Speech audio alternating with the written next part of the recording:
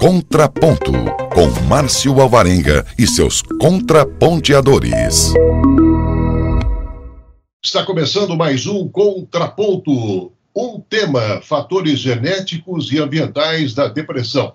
Cientistas de vários países identificaram fatores genéticos de risco para a depressão em populações de diferentes etnias, possibilitando prever o risco da doença independentemente da origem genética da pessoa.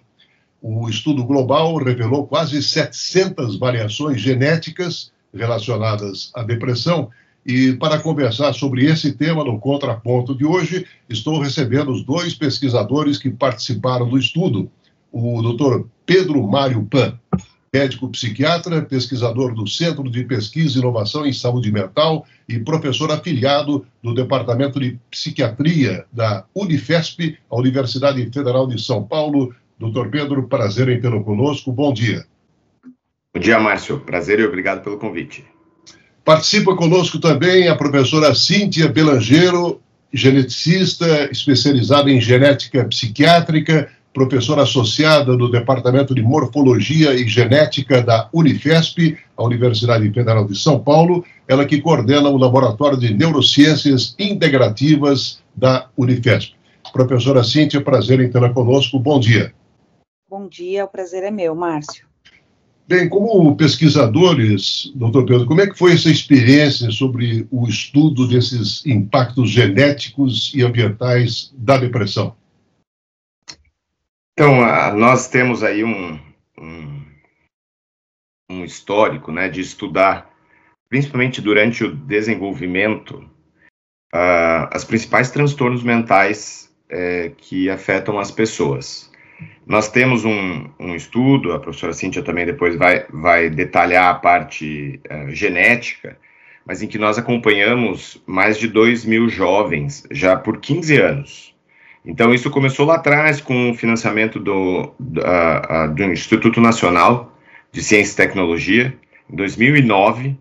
Então, nós começamos em 2009 esse estudo com crianças à época, e desde então, nós estamos seguindo essas crianças, que agora já são jovens adultos, tentando justamente buscar, um pouco antes, né, alguns anos antes do início típico dos principais quadros de transtorno mental, incluindo a depressão, por exemplo, entender o que acontecia naquele momento anterior ao desenvolvimento do quadro. Porque a nossa perspectiva é tentar entender melhor os mecanismos associados ao início desses quadros, e aí, possivelmente, desenvolver e melhorar as estratégias que nós temos de prevenção. Então, se nós quisermos entender melhor como fazer prevenção, evitar o início desses quadros, nós precisamos entender o que acontece logo antes do seu início. Então, essa é a grande perspectiva que nós temos. Então, nós seguimos, né, esses jovens e dentro da pesquisa, né, um tipo de pesquisa, a gente chama de pesquisa longitudinal, e esse acompanhamento traz, né, uma série de aprendizados também, porque é uma maneira de fazer pesquisa com desafios, né, seguir as mesmas pessoas durante o tempo, mantê-los engajados em participar de uma pesquisa. Então são esses todos os desafios associados, mas que no final das contas nos ajudam porque geram, né, um dado com uma metodologia bastante robusta, né, para podermos fazer associações como essas que nós vamos falar hoje desse artigo de genética. Contraponto, doutora Cíntia. Bom, como o Pedro mencionou, essa corte, né, que a gente vem seguindo, ela é muito rica do ponto de vista metodológico, para se estudar transtornos mentais, e não só transtornos mentais, mas o comportamento humano, de uma maneira geral, né? E a riqueza dela vem a partir do momento em que a gente, como o Pedro mencionou, segue, né, acompanha esses jovens ao longo da vida, ao longo do desenvolvimento, e a gente olha tanto o comportamento desses jovens, como também olha todo o ambiente por trás desses jovens, né? A gente fez, desde o início, esses jovens no começo tinham de 6 a 10 anos, a gente tentou mapear tanto o ambiente escolar dessas crianças, como o ambiente doméstico, o ambiente social dessas crianças, e temos várias informações biológicas deles também, entre elas a genética desses sujeitos, né? Então, esses sujeitos, eles e seus pais foram acompanhados desde o início, né?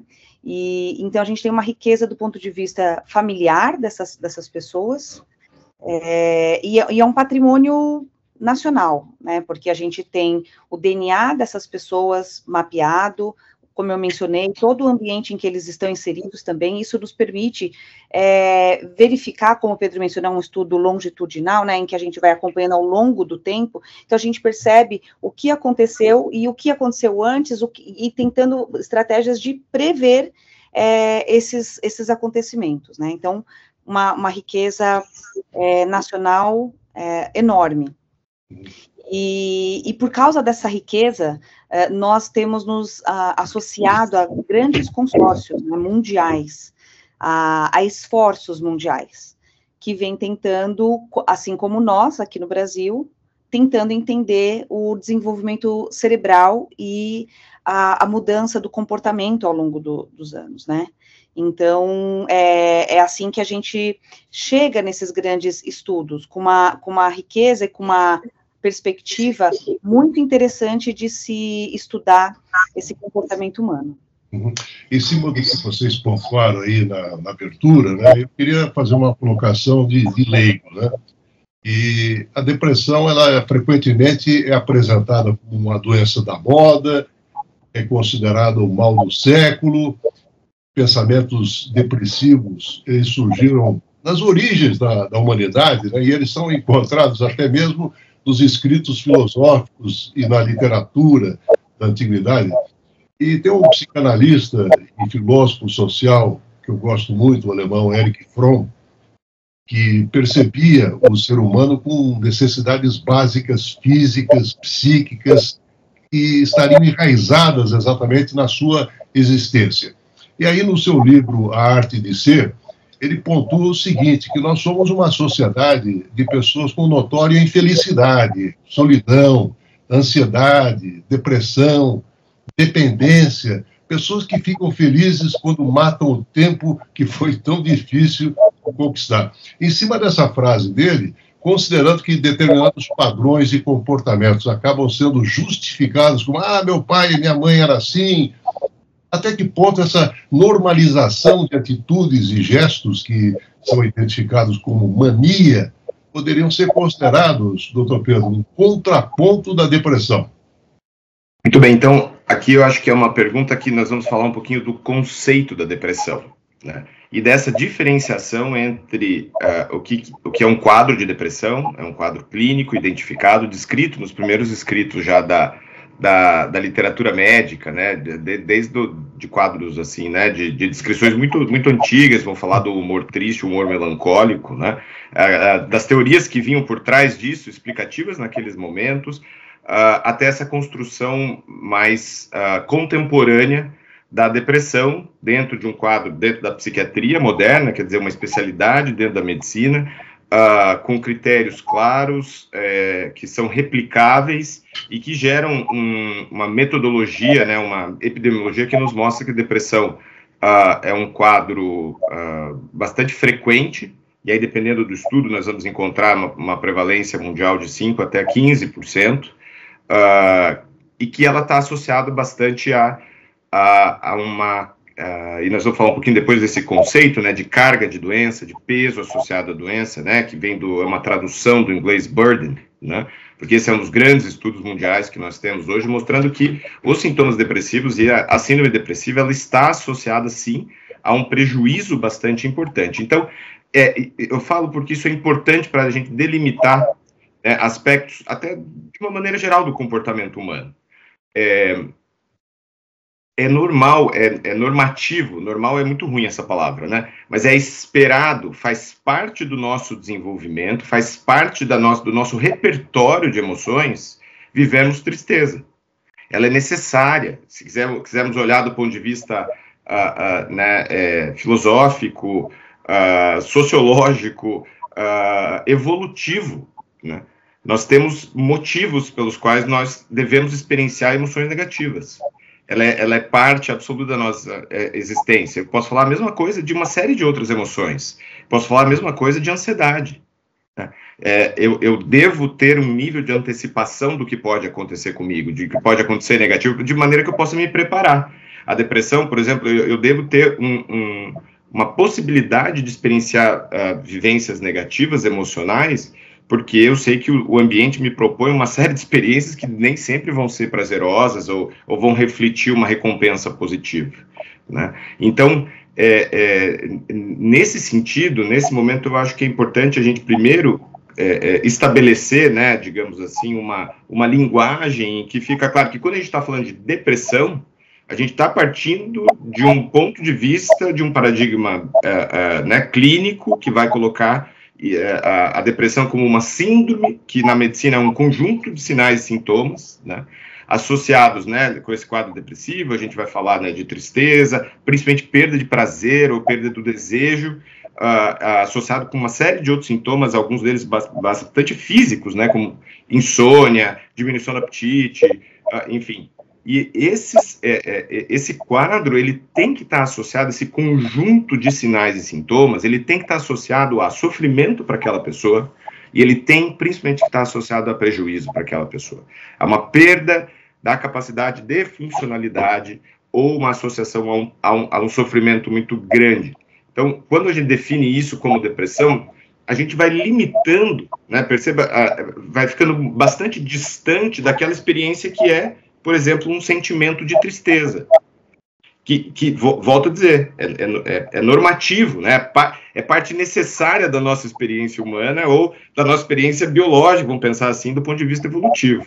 Então, acho que essa é a primeira, eu acho que é a primeira diferenciação que a gente tem que fazer em termos de linguagem. Então, hoje, quando a gente vai falar aqui de causas biológicas, de genética, a gente tem que estar partindo de uma premissa desse lugar, né, vamos pensar assim, desse espaço epistemológico que nós estamos falando, desse recorte clínico do que nós definimos hoje, contemporaneamente, como uma síndrome depressiva. Contraponto, doutora Cíntia. Bom, o que o Pedro falou é muito importante, porque ajuda a gente a delimitar a doença, né? Aqui a gente está falando de um transtorno, e para a gente poder falar um pouquinho depois sobre essas causas biológicas, a gente precisa entender o que nesse momento é colocado, categorizado como uma condição anormal, né? Que é esse sofrimento que o Pedro mencionou, e esse prejuízo funcional que ele mencionou, né? Então, se não houver isso, a priori, o Pedro pode me corrigir, mas a priori isso não seria entendido como um transtorno depressivo, né, ou como uma depressão maior. E nesse sentido, eu acho que a gente, o Pedro mencionou os primórdios, né, dessa categorização, do que foi determinado como ser uma doença, né, e eu acho que nos dias de hoje, a gente começa a olhar para esses transtornos mentais, ou para essas condições psiquiátricas de uma forma geral, por um outro prisma, né, por uma outra perspectiva. Então, hoje, a determinação de um indivíduo estar ou não doente, ou estar ou não com uma condição clínica, ele é baseado na observação clínica, né, do médico, na percepção clínica, e na observação do comportamento de uma forma geral. Então, hoje a gente diz que uma pessoa tem depressão, o psiquiatra está observando o comportamento dele, não existe nenhum marcador biológico para se dizer que aquela pessoa tem depressão, né, ainda não existe. Então, em outras áreas da medicina, isso é comum, né? Então, se você tem uma doença cardiovascular, você pode fazer um exame de imagem, ou você pode fazer uma dosagem bioquímica, uma doença renal, uma doença, qualquer outra doença que seja, na sua maioria, a gente já conhece marcadores biológicos para nos apoiar, né, nessa decisão, na decisão do clínico, de dizer que essa pessoa está ou não com a depressão. E aí, hoje em dia, o que a gente está fazendo? A gente está fazendo um caminho inverso, contrário, a gente está tentando olhar para a origem da doença, né, então, ao invés de olhar o final da história, que é o comportamento, né, como o comportamento está, a psiquiatria se encontra no momento, a gente está tentando fazer um caminho inverso, olhar a origem para verificar se essa origem biológica pode ajudar o clínico num diagnóstico mais assertivo, ou até mesmo numa antecipação diagnóstica, né, porque quanto mais cedo a gente diagnostica, mais cedo você faz um acompanhamento, um manejo melhor desse paciente, né, e também ajudando nas questões farmacológicas. Então, se a gente olhar a origem, a gente consegue entender uma série de coisas que a gente ainda não entendia. Então, quando o Pedro mencionou lá os primórdios da observação da tristeza, melancolia, etc e tal, ninguém nem se falava em DNA, né? O DNA tem 60 anos de descoberta, então isso antecede muito as origens biológicas. Aí hoje a gente já tem essas possibilidades de olhar biologicamente para essas doenças, né? E isso pode nos ajudar de uma série de formas, de uma série de maneiras, né? Doutor Pedro, o presente estudo, do qual vocês participaram, juntamente com cientistas de vários países, né, analisou dados de mais de 5 milhões de pessoas em 29 países, e essas análises acabaram revelando aí 697 variações genéticas relacionadas à depressão, e quase 300 delas nunca antes identificadas. E uma via promissora, exatamente para prevenir e informar está exatamente em descobrir determinantes genéticos e ambientais desse distúrbio, bem como a sua própria interação. Diante disso, eu pergunto, quais foram os principais achados do estudo e que poderiam auxiliar principalmente o diagnóstico?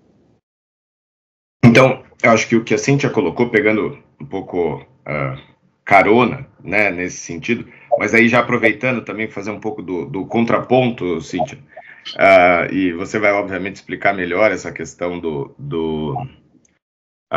né, da base molecular, das bases genéticas e desses achados, né, dessas variações encontradas, mas eu acho que é importante a gente retomar um aspecto, né, de que às vezes né, dentro da saúde mental a gente tem feito um exercício, como você falou, né, Cíntia, nesse sentido contrário, né, de vir do quadro, né, daquilo que a gente vê manifestado ali na nossa frente, né, digamos assim, do sofrimento humano, que vai se aproximar, Márcio, lá com o teu, com o Fromm, por exemplo, né, e a gente vai tentando fazer o caminho inverso, né, de buscar, de achar essas causas biológicas, as causas genéticas, né, nós buscamos nesse próprio estudo também, em outras linhas de pesquisa, buscar os circuitos envolvidos, né, quer dizer, todos esses mecanismos por trás da manifestação desses sintomas, né, e às vezes isso tem um efeito de afastar a saúde mental da saúde como um todo.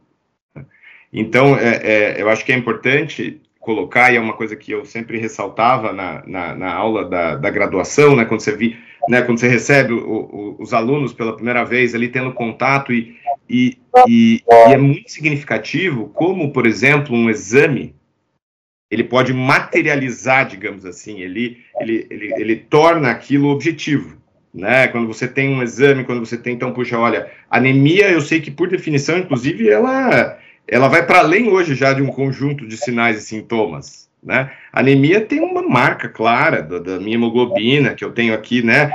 E, inclusive já com passos sobre o que fazer de acordo com cada ponto desse exame, né? E é fato que nós não temos nenhuma perspectiva existente aqui dentro da saúde mental, por exemplo, da depressão. Vamos trazer a depressão, que eu acho que é o exemplo em tela. Nós não temos nenhuma perspectiva assim. E isso, por vezes, né? Quer dizer, afasta a ideia de que a síndrome depressiva, né, é também uma síndrome de impacto à saúde, né? É um quadro, é um problema de saúde, nesse caso específico, um problema de saúde mental.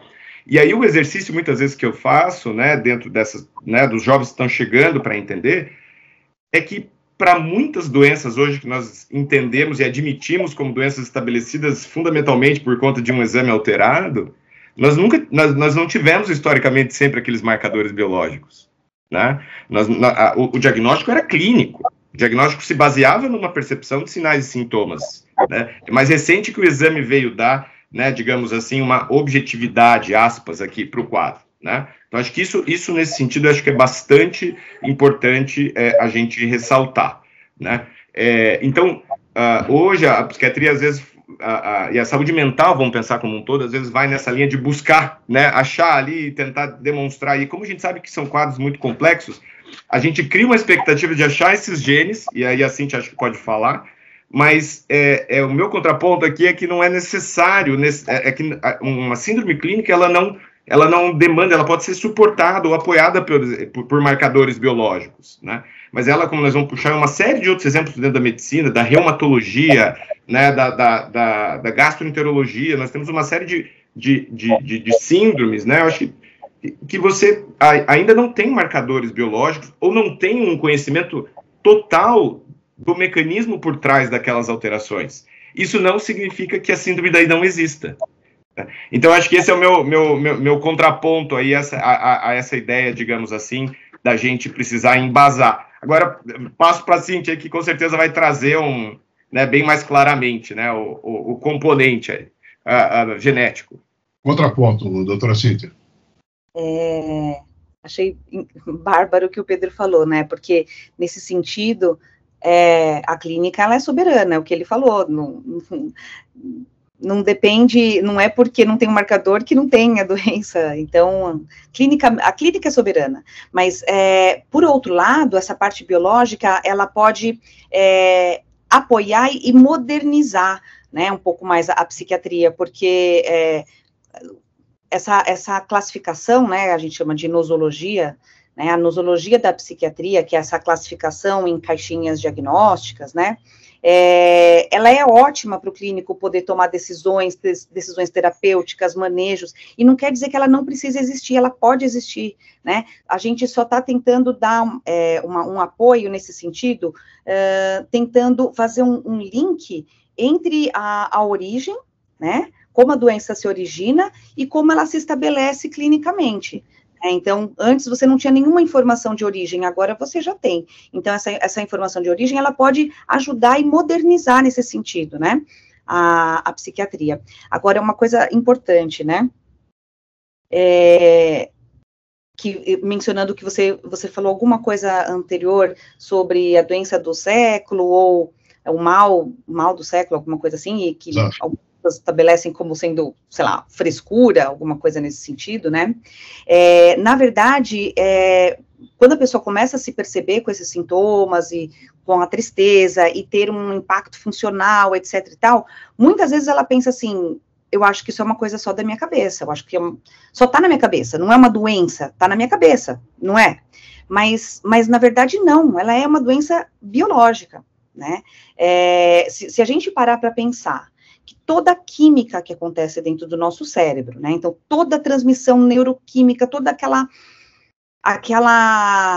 é uma alquimia que acontece dentro do nosso cérebro, né, é um balanço, a gente tem que ter um balanço entre vários neurotransmissores, que são essas moléculas que promovem a comunicação entre as células dentro do nosso cérebro, né, se você pensar que esses neurotransmissores, que são esses comunicadores dentro do nosso cérebro, eles são basicamente formados por proteínas, né, e que as proteínas têm a sua origem no DNA, então quem que faz a proteína? É o DNA.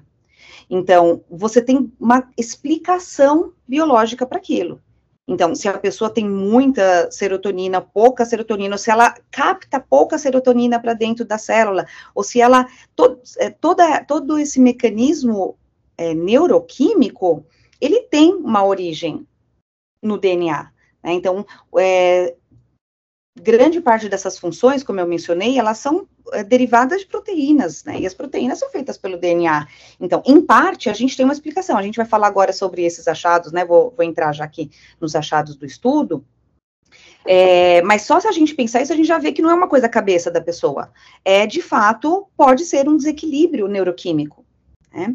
Então, e esse desequilíbrio neuroquímico, ele é desencadeado pelo ambiente e tem um papel importante da genética, que é onde eu quero chegar. É uma doença que a gente chama essa classificação dessas doenças, basicamente todas as doenças, as condições clínicas, psiquiátricas de uma forma geral, elas são tidas como multifatoriais, o que significa que a gente depende de fatores genéticos associados ao ambiente. Por quê? Porque a genética sozinha não explica a doença. E o ambiente sozinho também não explica a doença. Então, de fato, é necessário uma interação entre os nossos genes e o ambiente em que a gente está imerso, porque nenhum nem outro explica a doença sozinho, né? A gente precisa disso. No caso da depressão especificamente, a gente já se sabe que a origem genética dessa doença, ou seja, eu vou explicar melhor o que eu estou querendo dizer com origem genética, mas ela está estimada entre 30% a 40%. O que isso significa? Isso significa que de 30% a 40% das causas da depressão são genéticas. Mas, por outro lado, se a gente olhar assim, né, 40% na melhor das hipóteses a genética contribui, 60% é atribuído a causas ambientais. Então, nenhum nem outro sozinho explica, precisa das duas coisas acontecendo ao mesmo tempo. Então, o que eu quero dizer com causa genética? Às vezes as pessoas perguntam, não, mas então quer dizer que veio do meu pai, veio da minha mãe, quer dizer que mas eu não tenho ninguém na minha família que teve, por que eu tenho? Não necessariamente, quando a gente diz que a causa é genética, não quer dizer que veio de um dos nossos ancestrais, dos nossos genitores, não necessariamente.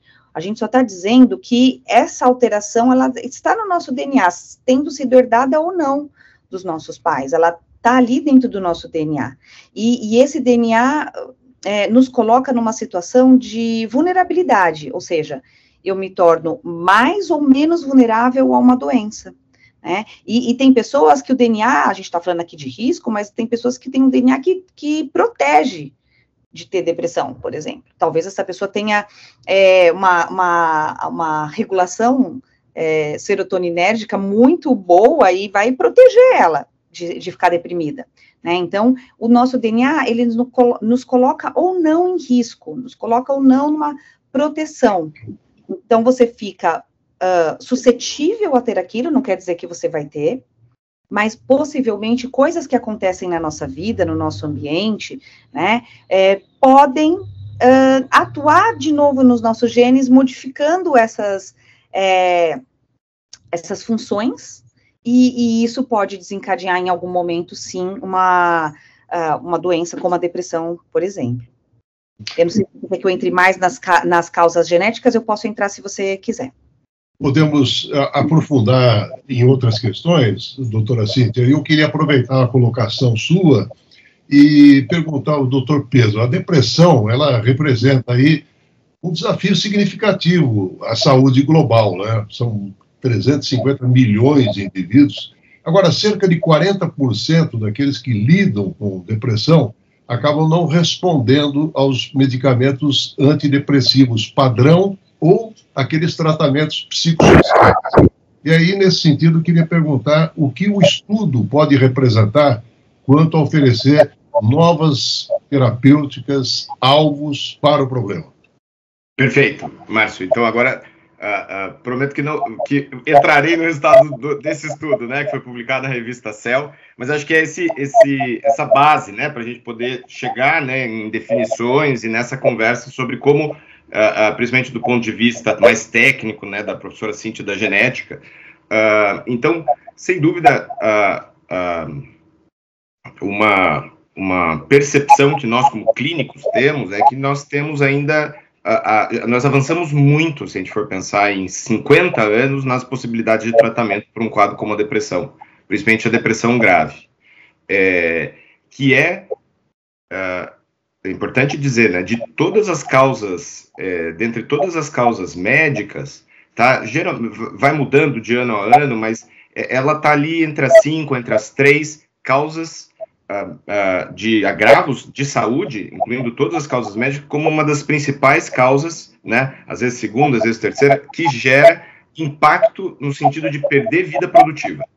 Então, por que nós precisamos tratar e precisamos tratar bem, né? Para que essa pessoa melhore, né, possa voltar a ter, claro, um bem-estar de uma forma mais global, né, diminua seu sofrimento e também volte a conseguir essa maior funcionalidade. Aqui vamos pensar que funcionalidade não é só voltar ao trabalho, é funcionalidade na vida social, na vida acadêmica, no seu próprio desenvolvimento, né?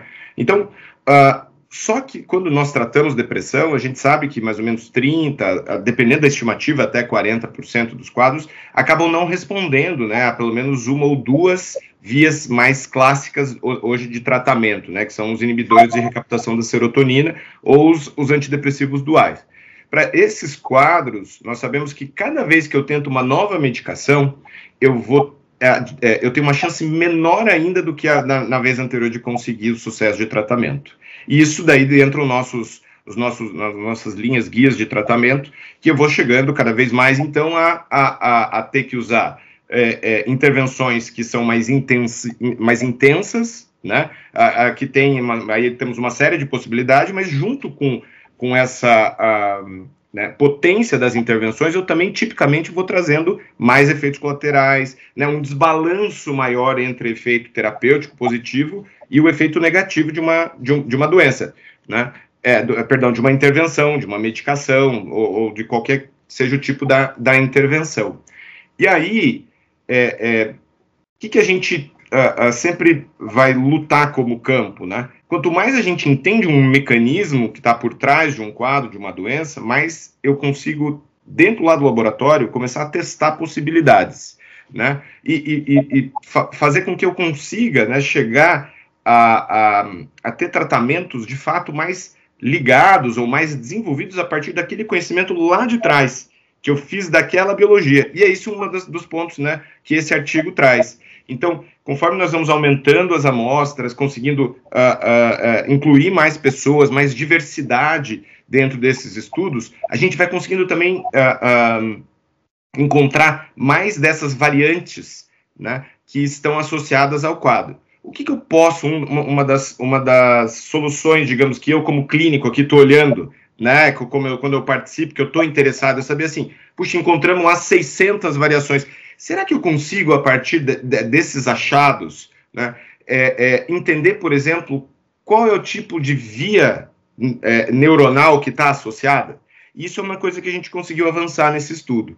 Você conseguindo chegar mais claramente, porque os genes, eles estão associados entre si, eles se compõem como se fossem redes, e muitas vezes eles têm associações para caminhos específicos, de neurotransmissores específicos, de mecanismos neuronais específicos. Se eu tenho isso, e eu entendo que isso está mais implicado, eu posso, por exemplo, fazer testes, um exemplo bem prático para a gente lembrar o que aconteceu na Covid, né? Quando a gente pegava o mecanismo da doença e testava uma série de outros remédios já existentes para uma série de outras doenças, né, que a gente chama lá daquela plataforma de reposicionamento de medicações, né? Então, se eu tenho isso para depressão, essa causa, né, ou uma das inúmeras causas, mas se eu tenho lá uma via, eu posso pensar, por exemplo, em testar e associar outras medicações, ou medicações, por exemplo, dentro da própria neurologia ou da psiquiatria, como foi, por exemplo, o caso desse estudo, e entender, poxa, será que essas medicações não teriam uma ação lá nesse mecanismo que está associado, que nós descobrimos aqui via genética pelo estudo? Porque aí eu ganho muito tempo e muito mais eficiência no mecanismo de desenvolver novas medicações. Então eu vou passar a testar remédios lá nos meus estudos de fase 1, fase 2, fase 3, enfim, toda aquela mecânica que a gente passou a conhecer mais por conta do Covid também, né?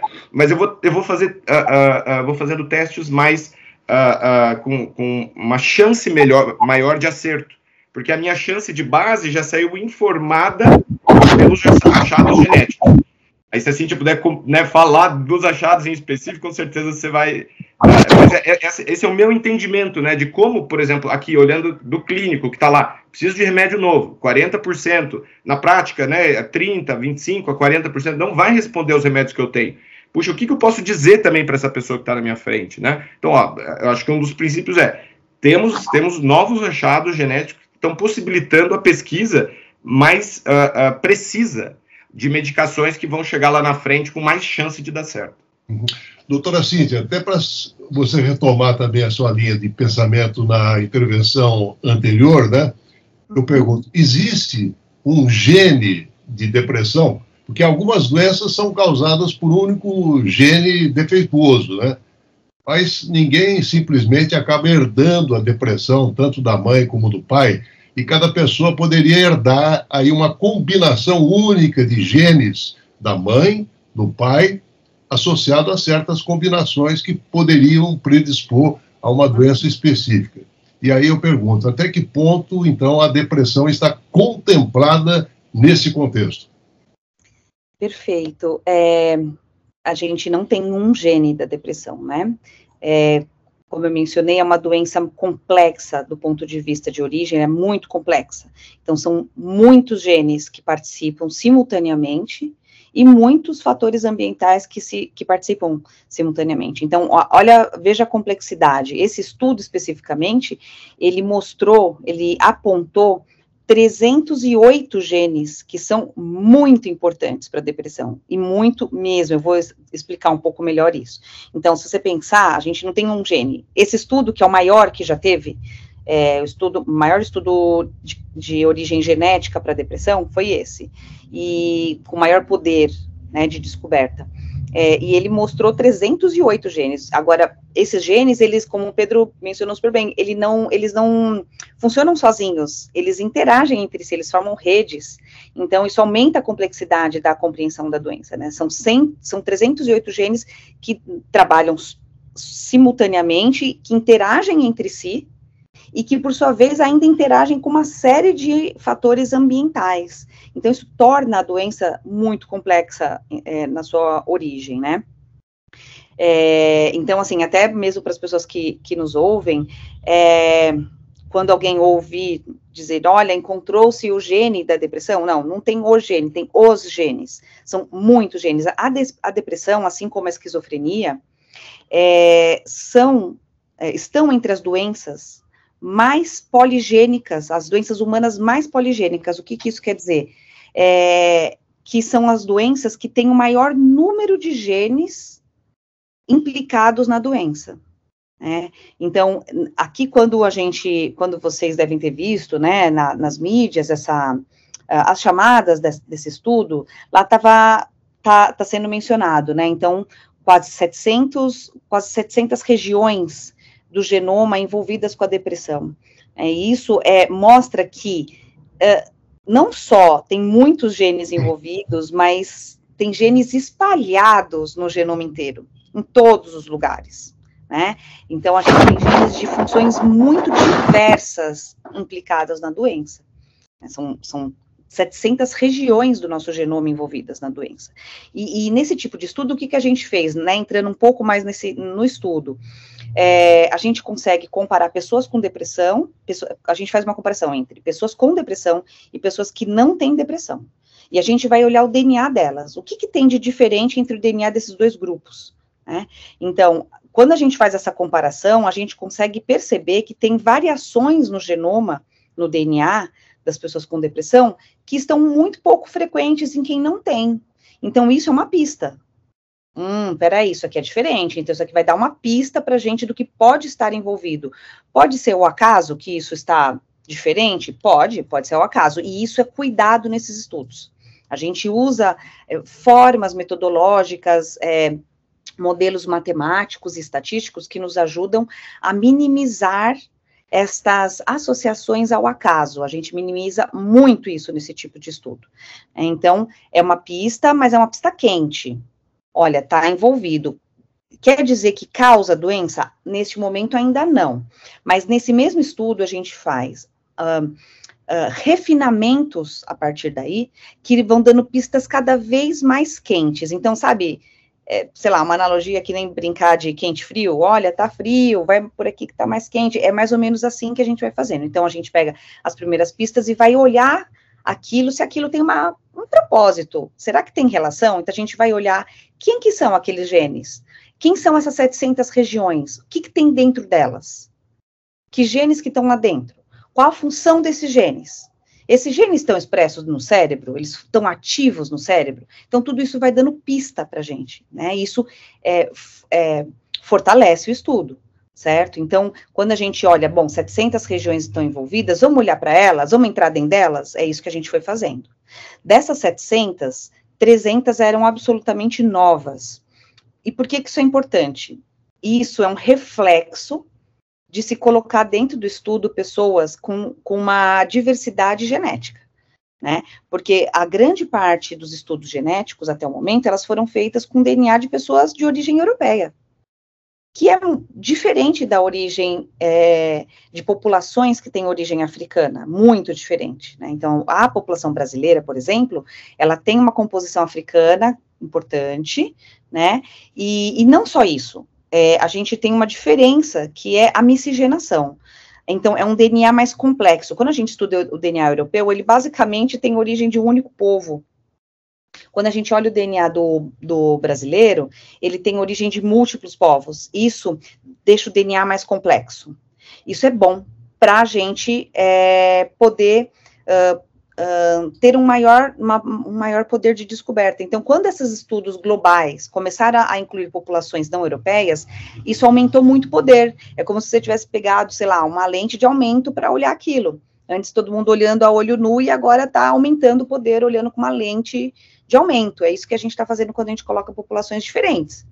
Então, por que descobriu 300 novas? Porque é o estudo mais diverso que se teve até o momento, populações de 29 países. Então, isso você está acrescentando ali dentro diferenças que não eram vistas antes, porque só tinha europeu no estudo. Agora a gente tem outras populações, a gente enxerga outras coisas. Então, isso é um ponto. Não é só uma questão de, sei lá, mimimi, precisamos incluir populações de minoria. Não é isso. É uma questão biológica de fato. Se a gente quer encontrar, desenvolver ferramentas de predição, ou melhorar o diagnóstico, a gente precisa olhar a população mundial, global, senão vai servir muito bem, mas vai servir só para a população de europeus, né? Então, a gente incluiu aqui 25% de populações latinas, é o maior estudo que incluiu o maior número de populações latinas até o momento, tá? Então, isso é importante, vamos dizer assim, enfatiza os achados e dá força para esses achados, né? Bom, aí a hora que a gente olhou essas 700 regiões, a gente foi olhar o que tinha dentro delas, aí a gente viu que, bom, esses genes são genes, já se sabe que são genes que estão expressos no cérebro, ou seja, eles estão ligados no cérebro, é um interruptor mesmo, esse gene está funcionando dentro do cérebro, então, pista quente, é bom, esse gene deve ser bom. Ele está também muito ativo em regiões relacionadas à emoção, né, sistema límbico, então são genes que estão ligados a regiões que processam emoções. Olha, isso é uma ótima pista, bom, realmente tem a ver clinicamente com a doença, né, então está ali bem expresso nessas regiões que processam emoções. Que mais que a gente olhou ali? Bom, viu-se que esses genes, eles também têm uma participação ativa em funções neuronais diversas, né? Então, expressos em neurônios excitatórios, inibitórios. Muitas vezes a gente pensa assim, bom, é depressão, então está mais relacionado com o neurônio inibitório. Mas não, porque é o que eu estava falando no começo, precisa ter um equilíbrio entre todos, né? Um equilíbrio entre todos esses sistemas de comunicação. Então, seria estranho se só tivesse relacionado a neurônios inibitórios, né? E a gente viu nesse estudo que são genes que estão relacionados a neurônios inibitórios, excitatórios, e que estão relacionados a funções específicas de comunicação, de sinapse, principalmente. Quando a gente foi olhar quem eram esses genes, a gente viu, uau, são genes que participam na sinapse, ou seja, na comunicação entre os neurônios, o que faz muito sentido clínico, né? Então, esses 308 genes, quando a gente foi refinando, né, então dentro dessas 700 regiões, tem muito mais do que 300 genes, tem milhares de genes, mas aí a gente chegou em 308 que tem uma relação forte com a doença, e também a gente foi olhar o que estava diferente entre essas pessoas geneticamente. E o que essa diferença causava na proteína, né? Então, ele aumenta a proteína, ele diminui a função da proteína, a gente foi olhar isso. Então, esses 308 a gente chama isso em genética de genes priorizados, são genes que realmente têm uma relação causal com a doença. Não só de estar associados, mas eles têm uma relação causal com a doença, né? E outra coisa que isso nos mostrou é que esses genes, em termos de tratamento, que é o que o Pedro estava mencionando aí agora, né, em relação ao tratamento, por que esse artigo ele foi tão bom para nos dar insights ou ideias de tratamento?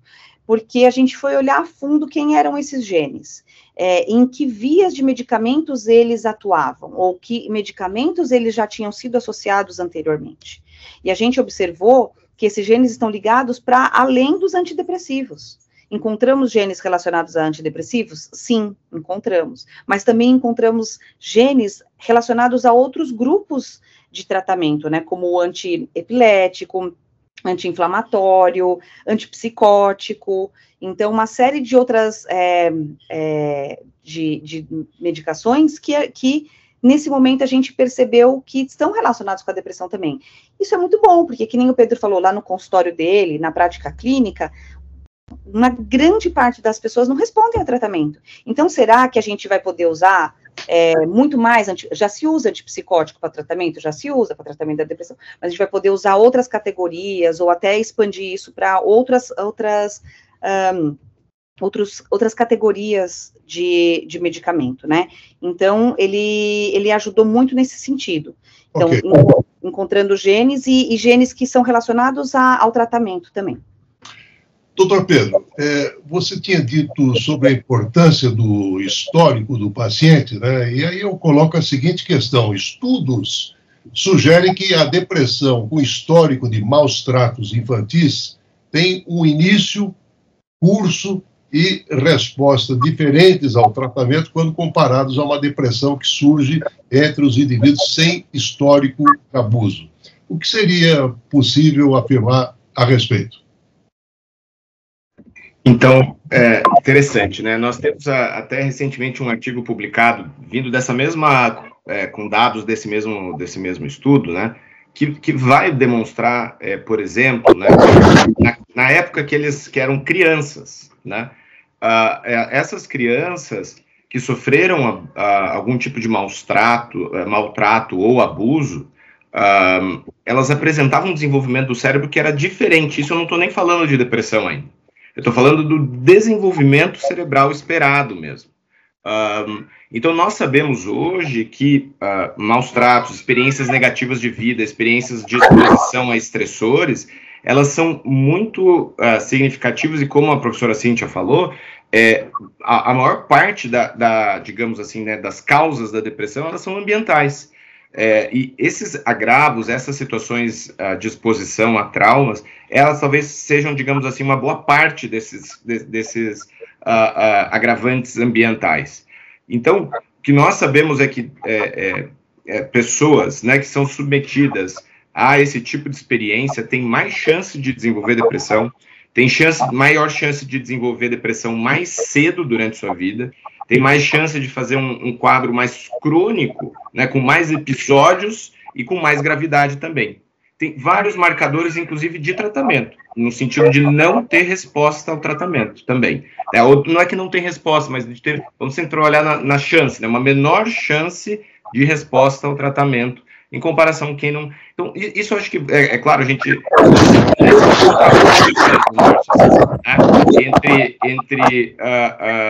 pensar na genética, pensar nessas vias, pensar nessas medicações, mas também pensar, né, nos outros aspectos que estão associados, ambientais. Então, por exemplo, essas pessoas que têm um quadro depressivo e que sofreram algum tipo de trauma, de abuso significativo no seu passado, no seu histórico, então elas, por exemplo, talvez tenham também uma maneira de tratar que deva ser, além da medicação, focada bastante em outros tratamentos psicossociais, terapia, né, uma série de outras ferramentas que vão para além da medicação, né? Uhum.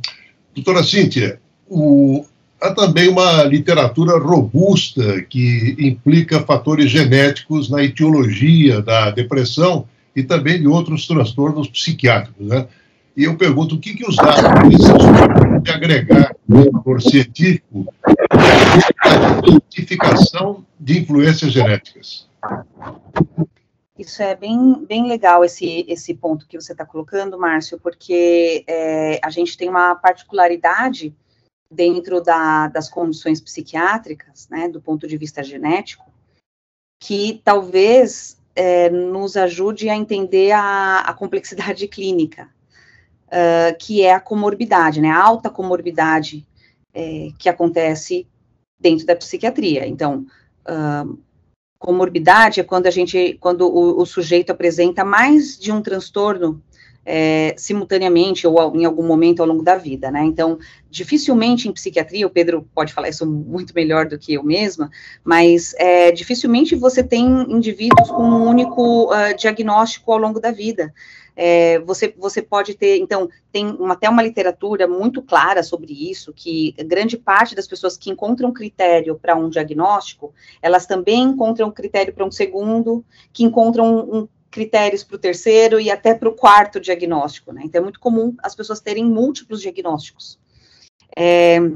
E quando a gente começou a entender, os estudos genéticos começaram a surgir, eles nos ajudaram também a compreender isso, porque a genética, quando a gente começou a estudar a genética da depressão, a genética da esquizofrenia, da ansiedade, transtorno bipolar, TOC, etc., a gente consegue medir a contribuição genética, como você falou, para esses transtornos, né? A gente tem algumas ferramentas que nos ajudam a medir essa contribuição, e aí a gente passou a medir essas contribuições e tentar entender o que elas tinham em comum.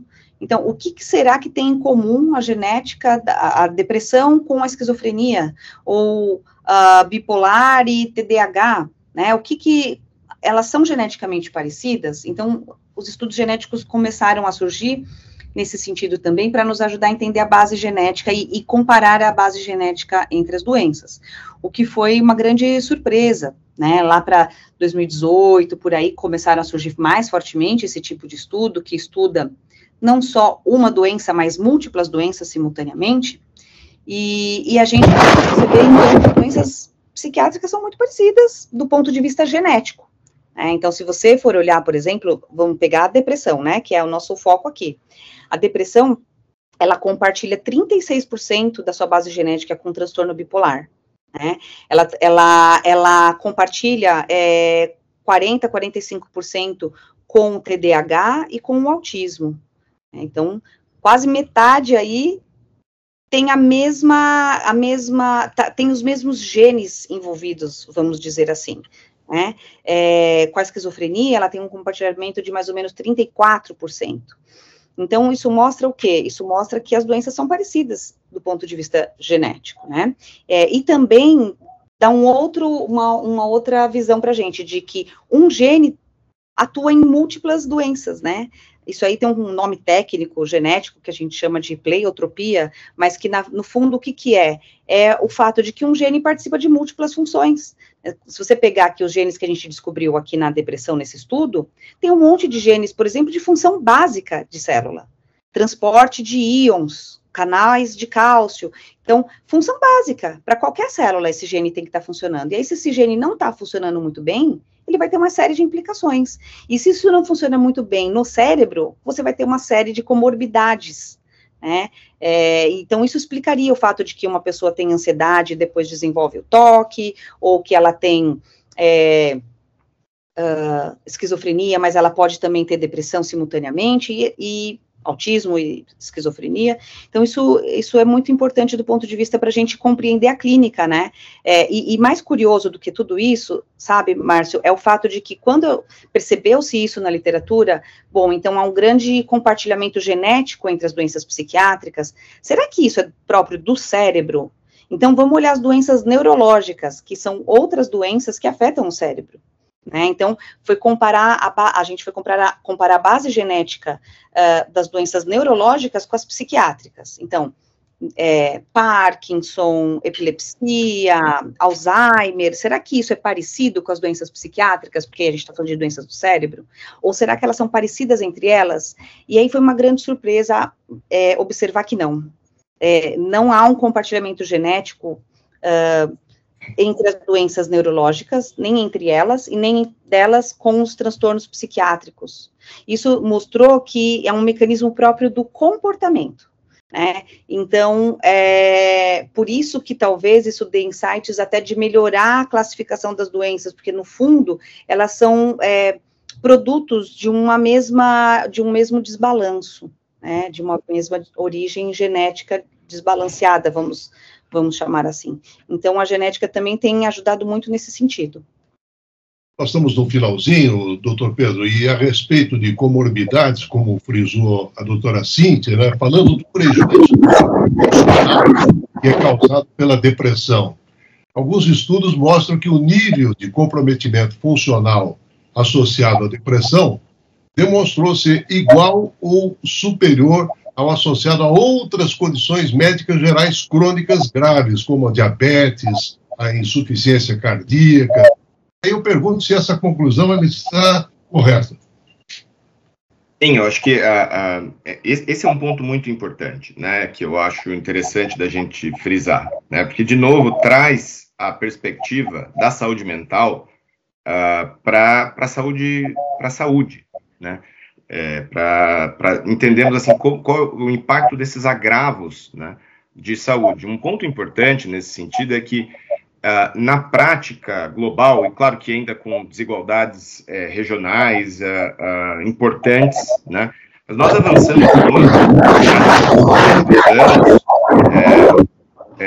nós avançamos muito nos últimos anos, diminuindo tanto mortalidade quanto morbidade, quer dizer, impacto essa carga funcional das doenças para vários campos, digamos assim, dentro da saúde. Então, vamos pensar das doenças infecto-contagiosas, a revolução que foi a mudança do entendimento da saúde cardiovascular, entendendo que você tem fatores de risco muito cedo que você pode cuidar para não ter lá na frente desfechos que eram assim ainda são muito comuns, mas eram de difícil prevenção, como infarto, AVC, Então, teve essa mudança de paradigma, só que o que a gente percebe nesses últimos anos é que quando a gente começa a olhar em termos de funcionalidade, essa medida, que a gente chama de anos vividos com algum nível de incapacidade, os transtornos mentais, em particular a depressão, vai subir. Eu tenho aqui um estudo, por exemplo, publicado no Lancet Psychiatry, que está aqui na minha tela, então, que para todas as idades, a depressão,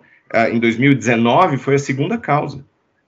A segunda causa, dentro de todos os quadros, isso se dá pela prevalência da depressão, por essa questão do impacto de não ter resposta ao tratamento por uma parcela muito significativa, se dá também por acesso ao tratamento. A gente não discutiu muito isso aqui, mas isso é muito significativo também.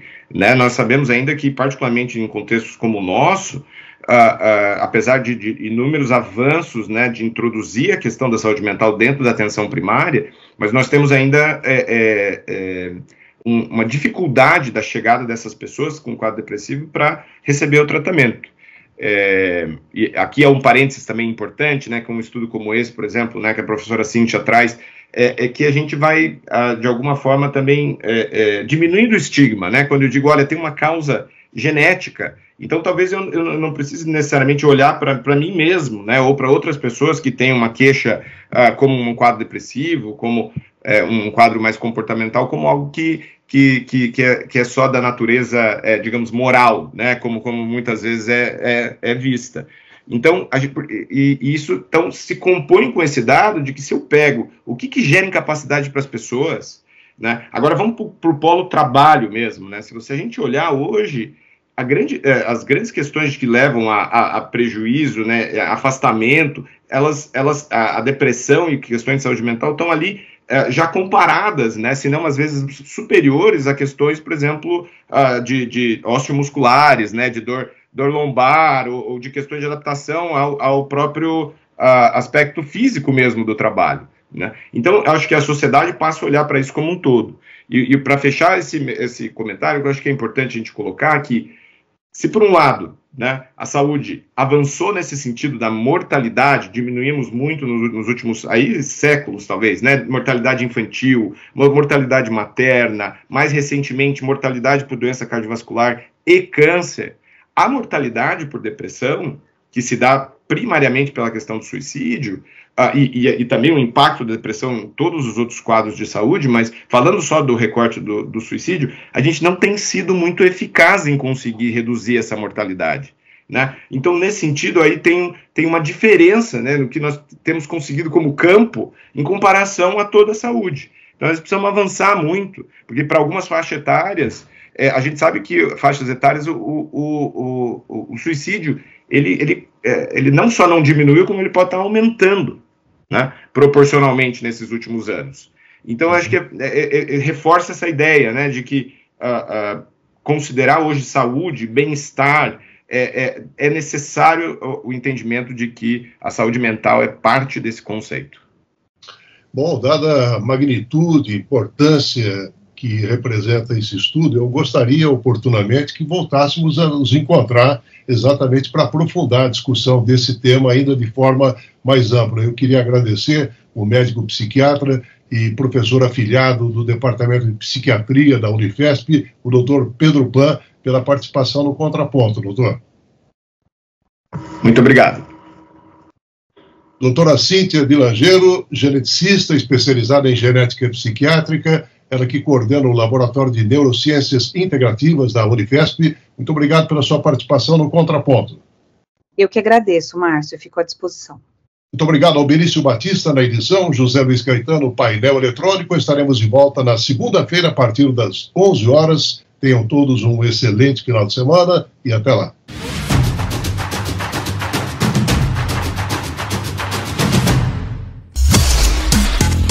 Trocando em Miúdos. Programa produzido e apresentado por Márcio Alvarenga. Visite o nosso site www.programatrocandoemmiudos.com.br